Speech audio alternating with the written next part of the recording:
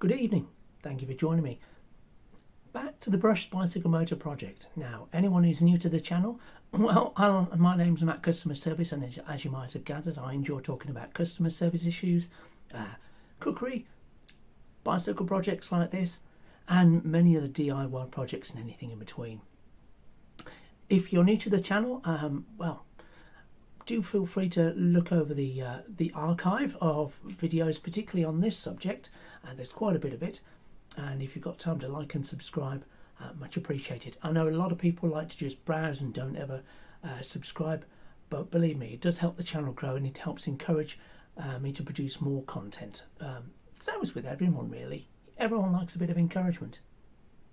And whatever you do anyway, if we do have the time for a comment, much appreciated. That's it. I'm not going to beg anymore. On with the video. So the project has been taking some time, and I initially started it thinking it was going to be a quick thing to buy a brush bicycle motor with its kit and just mount it to the bicycle and see how it goes. Compare it to the mid-mount motors you can get that mount in the bottom bracket area, or the ones that go in the hubs of the bicycle wheels themselves.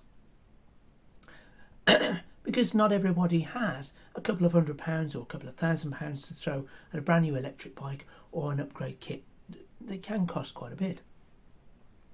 So I decided to spend as little as possible and buy the cheapest, nastiest kit I could lay my hands on.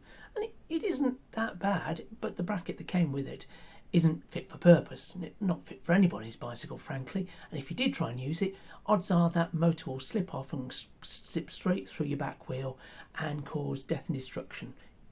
Yeah. So the project here is to create a mounting point for the motor to allow us to mount it on this bike, or my bike, or any bike, frankly, that fits a standard format, and get the most out of it. That's it, really. Anyway, this weekend you wouldn't be forgiven for thinking I hadn't got much done, but I have. I've been doing quite a bit of GRP work over the week and the weekend, and well, here's the progress. Now, as you can see, the project's come on quite a bit since you last saw it. I have two discrete components here.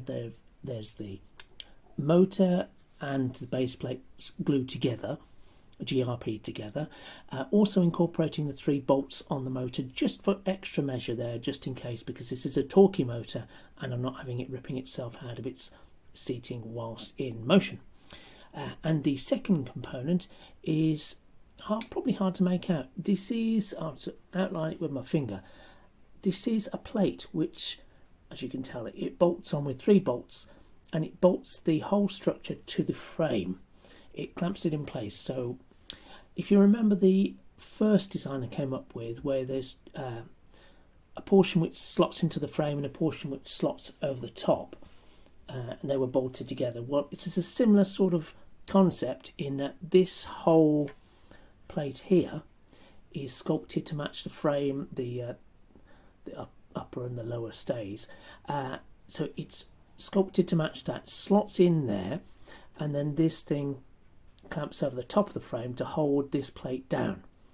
And so it holds it firmly there, whilst the stick which is incorporated very firmly into this base plate keeps the whole thing rigid in relation to the bottom bracket over there, where the bracket holds it firmly with this one bolt.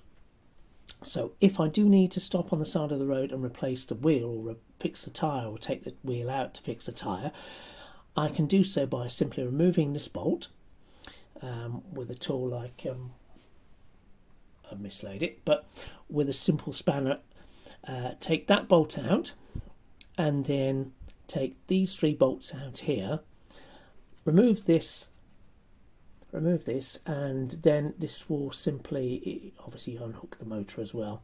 Then this simply slides forward and down, and you can lift it away from the frame.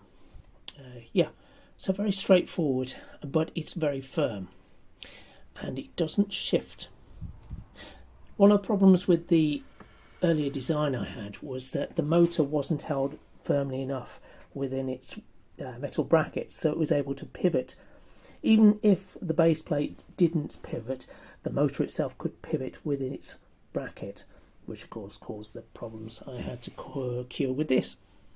Yeah, so that's how far I've got this week.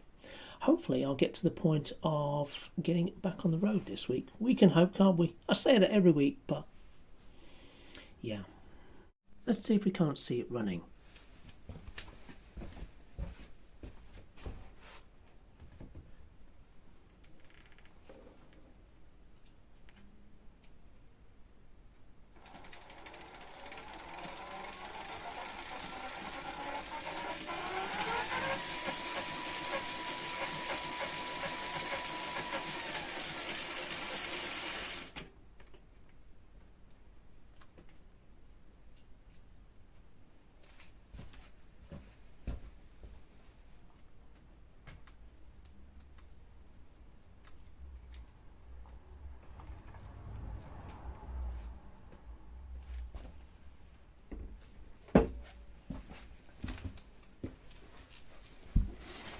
Quite smooth, I think.